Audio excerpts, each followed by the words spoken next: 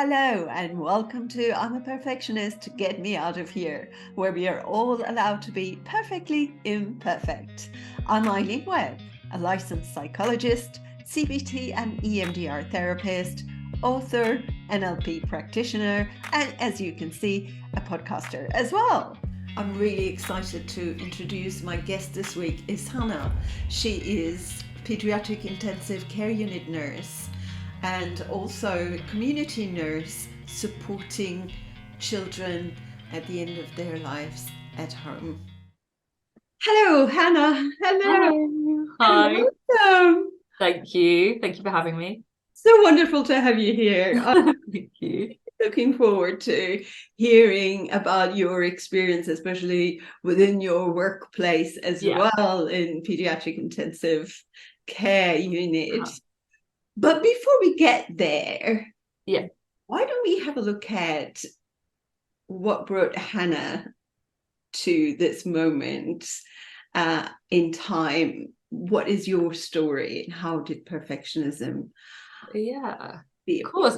It's actually really funny because I hadn't really thought I was a perfectionist in all total honesty, because I believe perfectionist does everything perfectly and I don't see myself as doing things perfectly, which I think is a cliche because I think that means you're a perfectionist. So, and actually it wasn't until somebody brought my attention to your podcast, and as you did your intro and you talk about perfectionism, actually my husband was sitting with me and he was like, yep, yep, yep, yep. Basically they're describing you. And I was like, okay, yeah, I can see where you're coming from now. And a friend also mentioned it and they're like, yeah, that does sound like you. So I was like, oh, excellent. So I would guess for me, like in my mind, in my opinion, and what I think about a perfectionist is, it's I think doing your best all the time. So whether that's, what somebody else perceives as perfect or what you perceive as perfect, it's just doing your best. And if you haven't done your best or felt like you've done your best, then you've kind of failed really, and you've not done to your potential. You haven't done it quite as you'd like.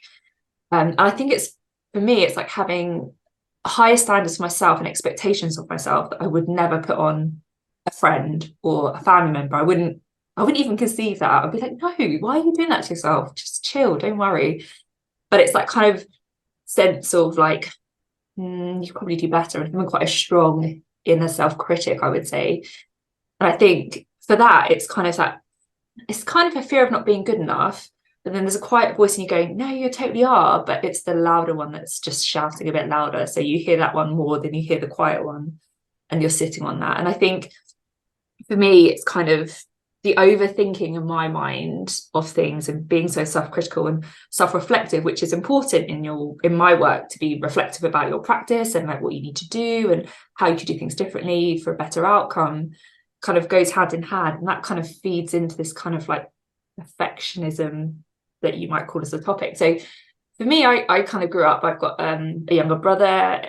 He's brilliant at everything practical, like he is hands down amazing, and he has dyslexia, and I was told, just do your best. We were always told, just do your best. And I think in my head that was my like self-made motto. It's like, just do your best. And if it wasn't quite, but was that my best or could I do better? And it became like a little bit of a, within myself, like a competition. If I achieved something, because my brother struggled with schoolwork, I didn't feel like I could celebrate that, because I was like, oh, I don't want to make him feel bad because he's brilliant at what he does, but I don't want to make his achievements seem any less because of what I've achieved. So I think in my head it's that quiet of do your best, but just do it quietly. You can get there. So I grew up, my parents never put pressure on me, they never made me revise. It was very much self-driven. And funny enough, I've moved house and I was looking at my old school reports and I thought in my head I was actually really quite smart, but it turns out that in all my reports it said works really hard, will be disappointed, but works really, really hard, like tries really hard. And I think that's it. I think I just kind of try hard and keep rehearsing and keep practicing and keep doing it, and then you'll get to do your best, I think, is kind of how I saw it. So it was, and then I started work. So I work in children's intensive care, and it's brilliant. I love my team, they're great. I've worked there 13 years. I've worked there for a really long time. And quite early on, I think it's quite an environment where there's a very small room of error. There's such a small window because you're in such a privileged position. Children, like parents or carers, leave their children with you which are pretty much the most treasured possession, like people, humans that they have, and they care so deeply for. And they've only just met you. They've met you for maybe an hour, maybe 2 hours, and they feel that they trust you enough and that you're skilled enough and that you are expert in what you do, that they feel like they can leave their child in the most vulnerable state with you. And that is such a privilege, and you really feel that. So you're like, you just want to do your best and you want to make sure you do it right. And so I think it kind of feeds into itself in that each time you go to work, you do your best for the best outcomes for your patient. And kind of when you first start off, you're quite insular in your patient, you know, you're very fine tuned to detail, and you want to make sure everything's done right and the paperwork's perfect and your patient looks great, because you want to have pride in that patient because you're looking after them and you care for them. And I think as you go on, you become more senior, and then you might take charge of the wards, and then you've got that pride for, and you want that state of doing your best for your 14, 15, 16, 17 patients, plus your team of nurses, plus your medical team. And it's just quite a lot, I guess, when you think about it. And I think particularly in this kind of field of intensivity of care, there probably is quite a strong trait for people to like things done a certain way, or like to do the best they can, because ultimately it's somebody's life that you're helping, and you don't want to be any less than average, because that might cost more than what you're willing to admit to families. So I think there is a high driven, state. Also the fear of consequences. Yeah, exactly. Drives also that, and there is a lot of pressure at NHS, isn't there? You know, you're looking after a lot of young people and babies who are quite unwell. Yeah, they are. They're essentially, a lot of them are on what people would probably class as life support, on ventilators, on drugs to, you know, keep their organs well perfused and looked after and cared for. And but you're not just looking after the patient, you're looking after the whole family. You know, you're kind of trying to help look after their well-being, their mental health, their physical health. So you look after the patient's physical health, but also thinking about their mental health and the repercussions that might have. And it's the ripple effect, I think, of essentially of them being unwell. You're trying to support everybody. And I guess, it's the network of people you rely on, and the expertise that you have are really important in that respect. So just going back, when I am completely with you. There are so many people, and that includes myself. Yeah. I started exploring psychology. Yeah.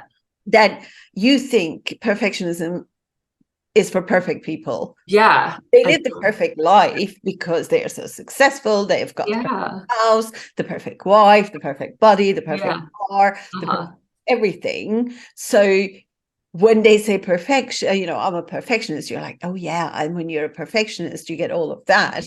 And that is the problem in the society, because we have got this ideal, maybe. Yes, this ideal image of what a perfectionist achieves, so that we don't actually see what it's doing to us when we are setting those high standards, whether it's at home, because you want your house to be spotless, but it is actually affecting your mental health because you're stressed, you have so many things to do, but you need your house to be clean. It's like you will go out of your way to make sure, or if you're having guests, you must be the perfect host, and that nothing must go wrong with that dinner, or best entertainer when you go out, or you must be the best presenter, you're presenting something and nothing must go wrong, otherwise people will judge you. All of these are part of perfectionism, that your self-worth is dependent on your achievements. So when you achieve them, you're like, nah, it was nothing, anyone could do it. Yes, that's exactly it.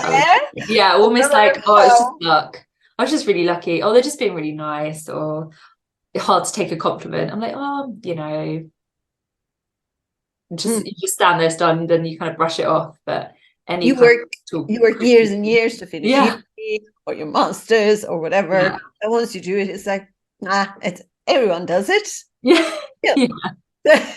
Yeah, it's downplaying everything. You're like, So oh, you never underestimate other mind. Yeah. achievements and you Yeah. really overestimate everything that you Everyone else's. can't quite Yeah. get, and everyone else's. Yeah, there's Yeah. that despair and despair as well, isn't there? Uh-huh. Everyone else is doing it.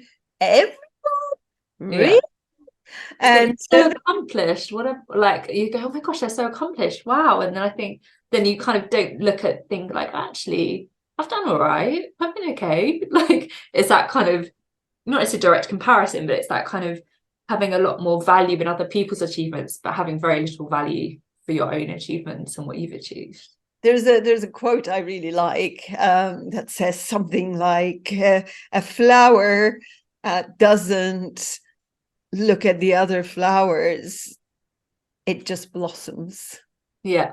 Yeah, it doesn't compare itself to other flowers. It just blossoms, however it blossoms. So, and we all have our own ways to blossom. Yeah. And so we are all perfectly imperfect. And that is my favorite saying, perfectly, like imperfectly perfect. Because it's, Yeah, I'm going to have a competition today or tomorrow. I'm going to post it, and I'm going to post something about myself that I always thought, for example, was ugh, yeah, and yeah. that, yeah, absolutely, not nice. I don't like that part of me, or something, or I don't like what something that I do, but then I learn to embrace it. Mm-hmm. And I will ask other people to come up with their perfectly imperfect, what they embrace now. That And sounds good. it's exciting. So just going back Yeah. to what you mentioned about your childhood and Yeah. your school, and really not knowing that you were a perfectionist, Yeah. because we perfectionists are the perfect people, and we are far from it. Uh-huh. Like, we are really not good enough.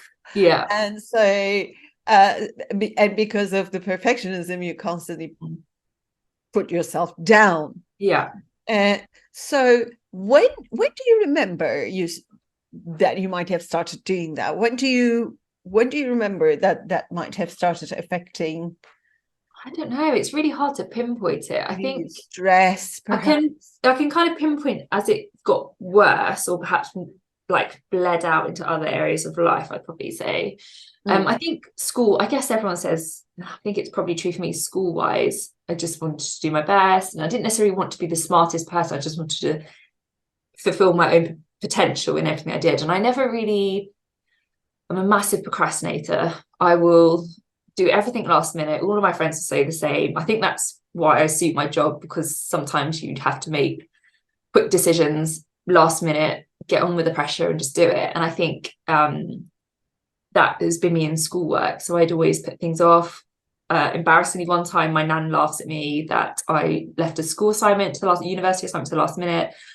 I was literally submitted at 4 o'clock, and her train got in at 3:30, and my poor nan had to wait at the train station while I was finishing off this last piece of work. And she's forgiven me now, like 15 years later, and she didn't mind, but she just laughed, said, that's so you always got to have something to achieve. And I think, as you were saying, I think coming back, I think it was schoolwork to start with, and then going into work, it was kind of like you want to do your best, and you want to make sure that anything less than your best might not be good enough, and you want to make sure you haven't missed anything, and the fine details. And I think as I've got older, I now have 2 children, and I think probably the biggest eye-opening trigger for me is having children and parenthood.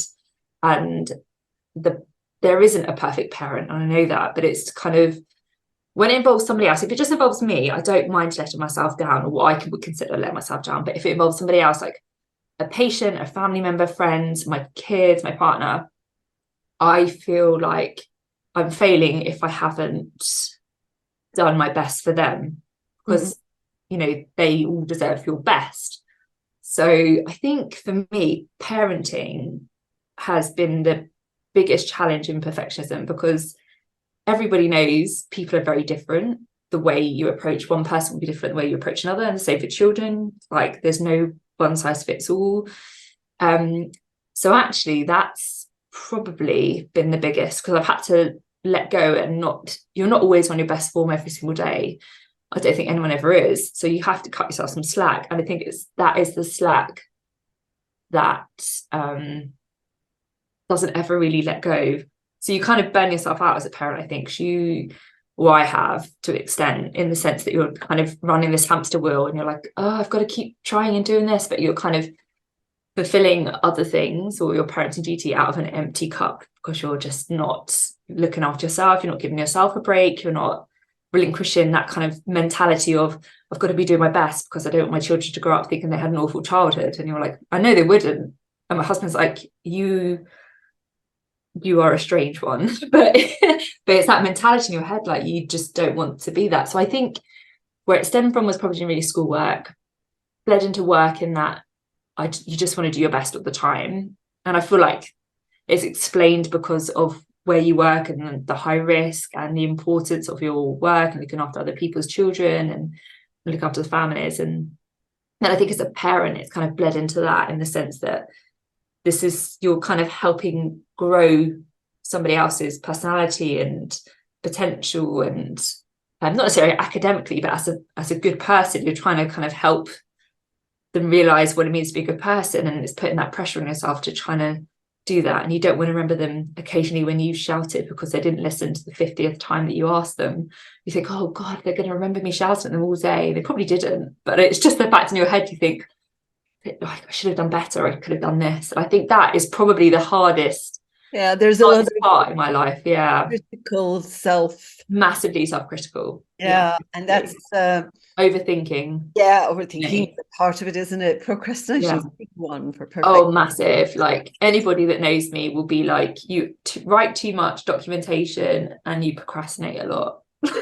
I told my daughter the story of my dissertation, master's dissertation, and it was very last minute. Mine was like 2 minutes before. I made it in a way so that it would be coming to the student office 2 minutes before it closed. That's exactly what I did. Exactly.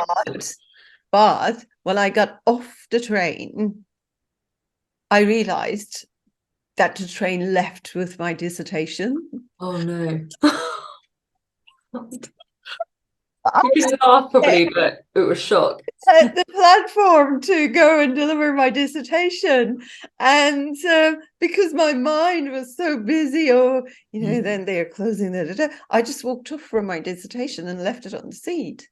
And so there was quite a bit of panic, and I had to just put it in the postbox instead of delivering it by hand.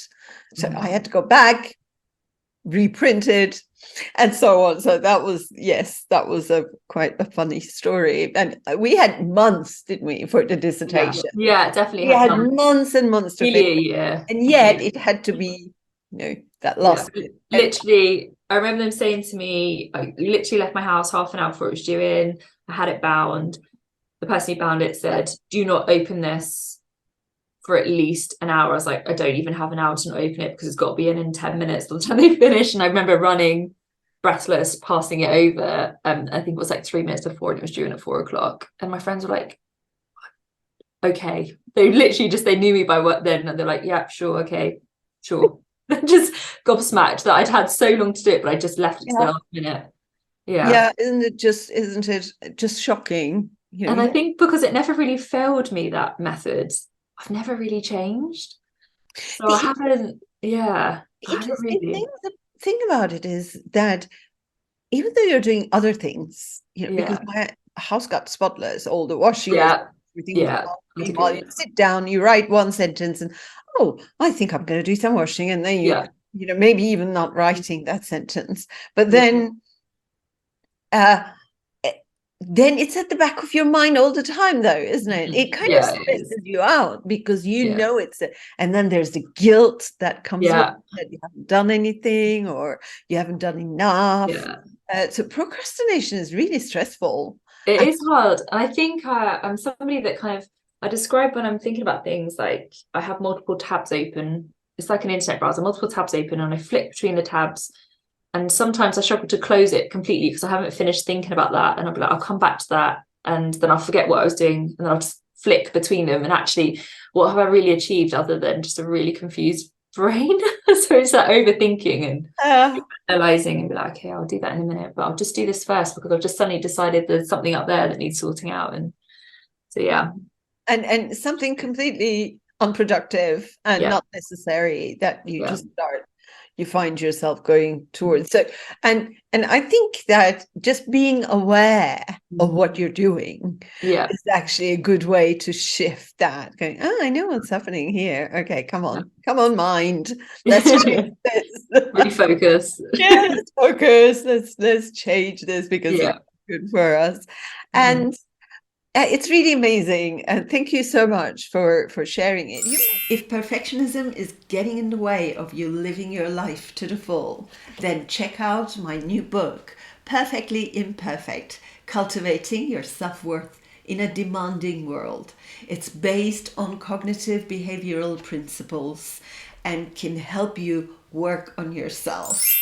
It's really amazing, and thank you so much for sharing it. You met parenthood really is something that keeps recurring in this podcast. Is it interesting? Yeah, Yeah. it really is interesting because um no matter what we talk about, whether it's about author and writing books, or Mhm. whether it's about art, Mhm. whether it's about relationship, Mhm. romantic relationships, if the person that I'm talking with is also a parent, it Mhm. does come up with, am Yeah. I good enough mother? Are Yeah. my children, am I doing, Are if they my happy? children are not behaving as they should? So there's Yeah. perfectionism upon Uh, yourself as a mother about how you Yeah. should, and Yeah. then upon how your children should be. Yeah. Oh, like how properly behaved children should Yeah. be like as well. And you mentioned some double standards that Yeah. when you look at other people, Mhm. you are completely flexible and Yeah. kind and compassionate. And Yeah. you're like, come on, don't beat yourself up. It's Yeah. okay. You're doing your best, and that's good Uh, enough. So on.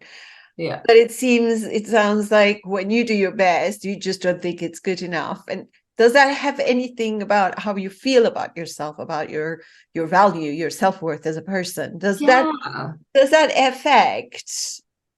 Yeah, I guess it does because I think I've always in my up hours at work and they're like, you should have more confidence in your abilities and you should have higher self-esteem. And I'm like, oh, I just don't see it. Because I think my internal critic is so strong that it kind of overpowers any other people's lovely compliments or about yourself. So the double standards probably is true because I'd be like the first person to be like, hey, don't speak to that person like that. That's not fair. I don't think that's justified. But for me, I'm like, oh yeah, okay, I'll take that on board, even though very quietly I might be thinking, oh, I don't really know if that's fair, but if they say it, then I'll think about it and go away from it. So I think, yeah, double standards is quite high in my respect. So I would never, my children are like chalk and cheese in that they're very different to each other. So I would never, I know what it's like to think, live alongside these kind of thought patterns and like you say, the value of yourself and the perfectionism type traits. And so I would never want them to have to experience that because I just think, oh, it's too exhausting. I think the energy you could free up from not having these thoughts, traits, emotions, I just think, God, what would I do with all that time? Probably procrastinate some more, but ideally, I just think, oh gosh, it's definitely be a lot more freeing, I think. But there's definitely double standards for myself. And I think it's just in some ways, the procrastination that I have and the double standards, I think someone else will give yourself a break, just having a rest, it's fine. Whereas the procrastination in me is more kind of like my husband, I mentioned it to him, and he said, I think it's more you don't start something because if you don't think you're going to do a good enough job, you probably won't even start it. And I'm like, okay, yeah, I can see where you're coming from with that. Or it's that fear of failure, like, is it going to be good enough?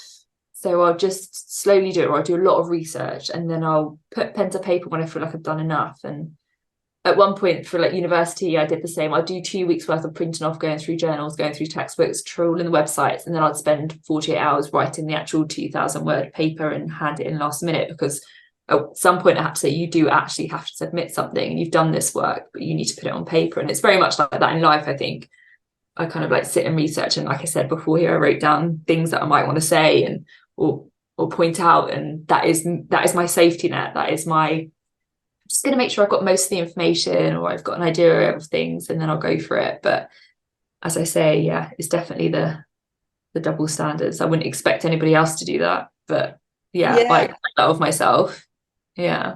And that's really interesting, isn't it? That we think it's acceptable to have that voice to tell us, speak to us in any horrible way, but we would never speak to our loved ones in that way. And I think that here an important message really is that comes alongside with self-compassion, I think, is that if it's not okay to speak that way to your loved ones, it's not okay to speak, not acceptable to speak to yourself. Yeah, the same way. True. Yeah, and just being aware of that as well, that sometimes we give that critical voice, and really it's deeper, isn't it? In the conscious level, we might know, that's okay, you know, I've done well, I've done my best, and so on. But in a subconscious level, something is still eating you up. It's still eating up your self-worth. And I think that it is just bringing that up more and more, and listening to that critical voice and going, I hear you, but I'm not listening to you. You know, I don't have to listen. I don't have to get on that hook. I think it's like you say, it's that conscious choice to be like, no, to like literally say no to yourself. And I think, I mean, I've grown up with the generation of easy access to internet and social media. And I think as I've got older, perhaps with the parenting in particular, not necessarily comparing, but seeing these idealistic images that people choose to post. It's not a snapshot of their entire 20, it's a snapshot. It doesn't show the before and the after. And even though in your head you consciously say, no, that's not real, that subconscious part of you goes, but it was real enough for that moment. So I wonder if, not that you're trying to achieve that in your whole day, all day, but it's like, if I haven't achieved that day, does that mean that I'm not good enough, or that isn't good enough? Like, should I be doing better, or should I be doing more, or should I do things differently? It's having those multiple questions thrown at yourself. And I think in going forward in the future, I think it's going to be quite a challenge, I think, for people to step away from that perfectionist, do your best, you know, not fear of failure or doing what everyone else does because you've got easy access to that information. Whereas I think you always work on the information that you have at the time that's available to you, a bit like, you know, maybe the previous generations and the future generations, they'll just have even more easier access to things and comparing. And I think the ability of perfectionism in teenage, perhaps in their teenage lives, and as they go into young adults and adults, it's only going to make it worse. But it's how to consciously say, no, I'm not going to listen to that internalized thought process and move forward. Absolutely agreed. And learning, I guess, and I think the schools also have a lot of work to do with this, that your self-worth is not dependent on your legs, your eye color, your you know, your hair or your lipstick or so on. That your self-worth is from inside, about who you are. And they measured the research, they looked at the research and measured that since 1989, between 1989 and 2017, perfectionism amongst young people have doubled. That doesn't surprise me. They can measure it. And they project that by 2050, 1 in 3 young person will be suffering from perfectionism related problems. And I think one of the things to be aware of is how we speak to ourselves is important, because our brain is listening. If someone keeps telling you you're not good enough, others are more beautiful, others are smart, others are this, not that, you will start believing it. It's changing that narrative, isn't it? It's trying to change that internalized narrative and be like, no, don't listen. and it's breaking a habit of a lifetime, I guess. If it's something that you've, like me, I guess, that I've now realized that I've always had, it's like recognizing like, oh, you've always done that, and I just thought it was part of my personality, which I guess it is, but it's not a part that I want to keep forever. It'd be something I'd like to like evolve and grow through, not necessarily hold on to for years and Your years and years. your But your thoughts, they become your beliefs, and your beliefs yeah, exactly. affect your emotions affect your Yeah, yeah, behavior becomes your yeah, habits become your values and your life. So be careful what you yeah, think. definitely. And the good, really, the what I really like about all the fMRI Mhm. research is that we know we can shift, Yeah, that the brain has that plasticity, it's interesting. and that we are capable of looking at something and saying, you know what, this is not working for me anymore. And I'm going to make a conscious effort to actually question this and look for evidence, because beliefs are not facts. They're Mhm. just strongly held opinions. Yeah, They're yeah, just strongly held. It's opinion. It's a yeah. story that we've been telling ourselves for years and years. Mhm. We can shift that story and Yeah, make a different one, especially from here on. yeah, exactly. If we didn't have any awareness in the past, it's not fair to blame ourselves. Yeah, But after gaining that awareness, saying, "Oh, this is not very nice. I'm really not being nice to myself," yeah, and being okay with being your number one and looking yeah, after yourself sometimes yeah. is okay, so that people can get the best of you too, not the rest of Definitely. you. That's interesting. That is Yeah, a very good saying. Yeah, yeah. definitely. Yeah, and I think that with perfectionism, there's, one of the biggest starts is to start with self-love, starting to look at the things that we have done, the achievements, the good stuff, who we are to other people around us, what we mean to them. Yeah. So with you, for example, I would say you're not, for example, a nurse, but Yeah. you might, if you made a mistake at work, for Hmm. example, you might doom yourself. I am a failure. Yeah. That it's one mistake over your whole lifetime. But Yeah. you're also a mother, you're also a wife, you're also a friend, you're also a daughter, you're also, Yeah. so many other things to so many people. Yeah. And you forget that.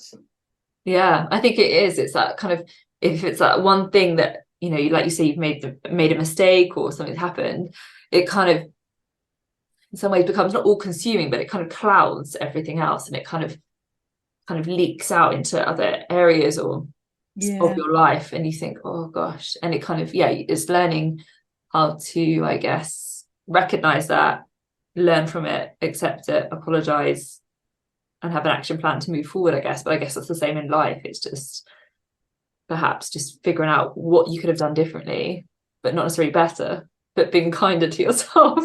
So it's hard to break that the thought process down, I guess. Yeah, just It's a being. working thing. Yeah, I think that when you for so many years have been putting that pressure upon yourself, Mhm. it also takes time to shift Mhm. that perspective, because the old habit can, Yeah. they just, And oh, and I guess it's interesting actually, because within work, like I said, I've worked there for a long time. I've worked there 13 years. And as I've got more experience, I've recognized that actually, as people always say to you, it's a 24-hour service. Things that you used to beat yourself up about when you were younger or more junior, is the fact that actually diseases do progress.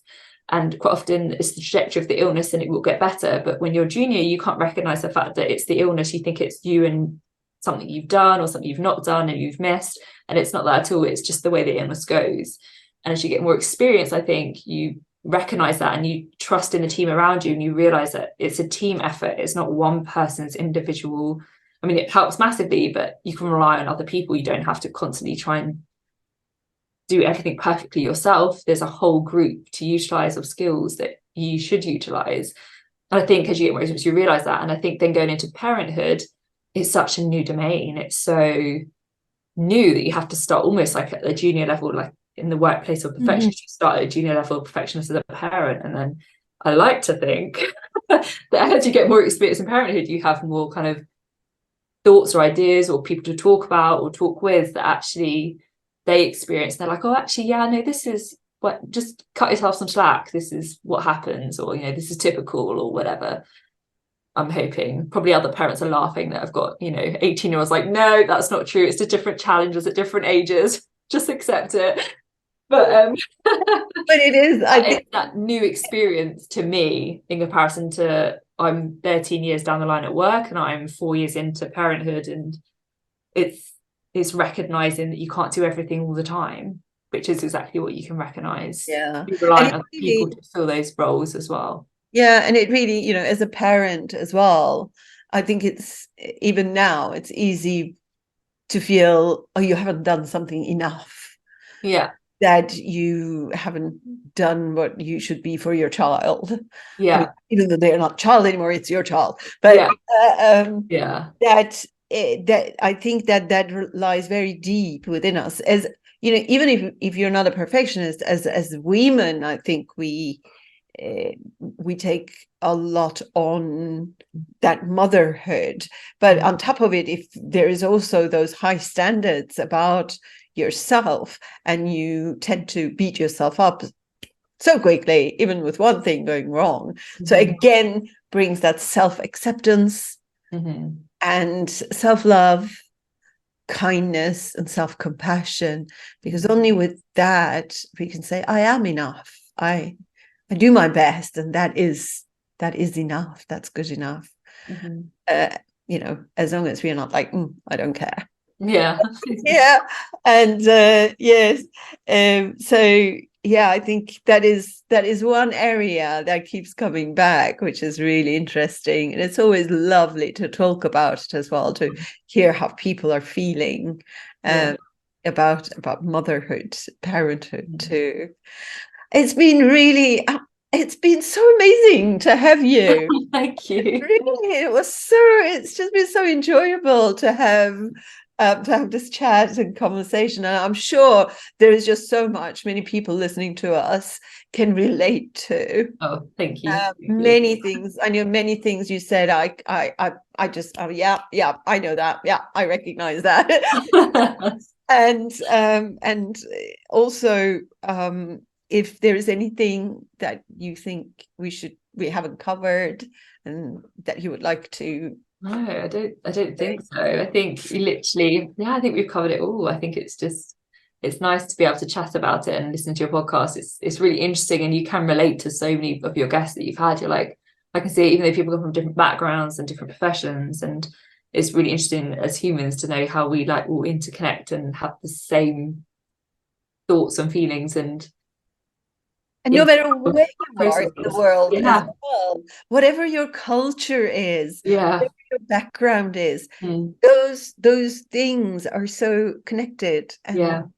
and amazing, isn't it? Yeah, definitely. Maybe just before you go, Mhm. how do you? Maybe you can give everyone a bit of your tips about how do you handle when you, for example, notice that it might be spiraling, and that it might. Yeah. That's a really good point. I'm still learning. Obviously, I'm not going to claim I know everything, but for me, I think it's just like taking myself away for a minute, away from a situation, or I don't know, whatever I'm thinking about, taking a break. Just taking a few breaths, just kind of being like, okay, it's fine, chill. And often it's talking to somebody else that knows me well. So whether it's my partner, parents, friends, and they give you a little bit of perspective, they kind of put a bit of reasoning or rationale and be like, hold on a minute, you know, you're like, it's fine, don't worry. So I think it's just being able to recognize when you might need that prompt, and recognizing that you just need to take a minute to break the spiral, break the chain, and having that breath. And I think that's the important bit, and recognizing when actually you might just need a bit of time to yourself to go for a run or read or do a bit more time to yourself. Because often I find that if it is a bit of a spiral, it's normally because I haven't stopped for a minute and thought about myself first. And so I think that's it, is recognizing when you need to just go, wait a minute, and then that's it. I would probably say. Fantastic advice. Thanks. Self-care. Yeah, exactly. Yeah, it is important. Look after you. Yeah, definitely. Wonderful. Hannah, thank you so much. This has been such a pleasure. Thank you for having me. Thank you. Thank you. Thank you for joining us in I'm a Perfectionist, Get Me Out of Here podcast. If you enjoyed this episode, please do leave stars and a review. Help me spread the word by sharing this with your friends and family. We wish you a Merry Christmas. We wish you a Merry Christmas. We wish you a Merry Christmas and a happy